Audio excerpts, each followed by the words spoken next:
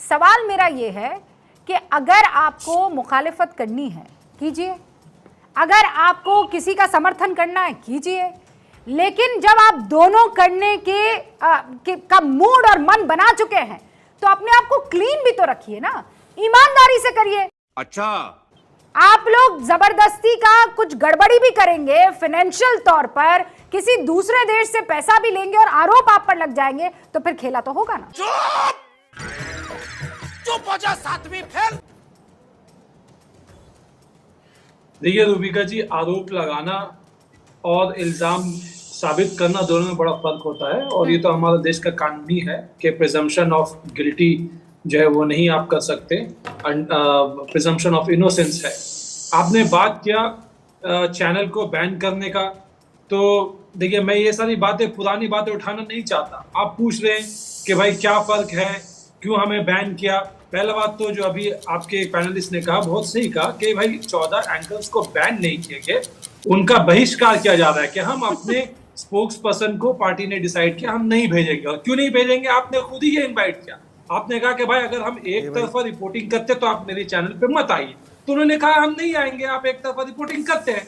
गजब बेइज्जती है। यही वजह है कि वो नहीं आते। तो आप खुद ही भी सवाल करते हैं एक तरफा रिपोर्टिंग क्या होता है तौसीफ भाई? एक तरफा रिपोर्टिंग तो तब होती जब मैं आपको बोलने ना देती, एक तरफा रिपोर्टिंग होती जब मैं आपको इनवाइट ही ना करती। एक तरफा रिपोर्टिंग यहाँ पे तब हो रही है जब सरकार के प्रोपेगेंडे को, सरकार के नैरेटिव को चलाया जा रहा है। ये बड़ी अच्छी बात कही आप। सरकार के नैरेटिव में सारे बात बोले जा रहे हो और विपक्ष की बात को बोला नहीं जा रहा। आप देखिए रमेश, अभी देखिए बहुत सारी बातें हैं, मैं सारी बातें को उठा तो नहीं पाऊंगा, नहीं, टाइम बहुत लिमिटेड। मैं एक एग्जांपल आपको देता हूँ कि प्रधानमंत्री इतने बिजी पर्सनैलिटी है, वो किसी को इंटरव्यू देते नहीं। एक मौका मिला था, आप जब आपके प्रीवियस चैनल में आप थी तो आपको मौका मिला था। सवाल किस तरह के उठाए गए, आपने सवाल किस तरह के पूछे, आपने पूछा कि आप थकते क्यों नहीं।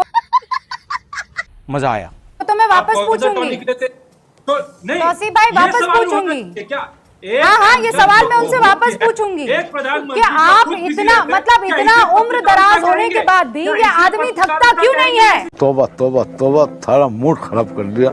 मैं ये सवाल डंके की चोट पर बार बार पूछूंगी, क्योंकि ये सवाल जो है वो मेरा नहीं है। आप जरा अपने घर से निकलिए, गांव खेड़े में जाइए। महिलाओं को ये लग रहा था कि ये पहली बार ऐसा कोई आदमी देखा है जो छुट्टी नहीं लेता है, मतलब कुछ भी, जो घूमने के लिए बाहर नहीं जाता है, जिसको रैलियों के बाद फौरन किसी और देश जाकर छुट्टियां नहीं मनानी होती है। ये वो प्रधानमंत्री है जो थक ही नहीं रहा है। तू समझा? हाँ। नहीं, तू समझा नहीं। और ये सवाल मैं कह रही हूँ आपसे, मैं दोबारा पूछूंगी। अब रही बात ये तो एक अंश की। क्या बात है सर, क्या बात है सर।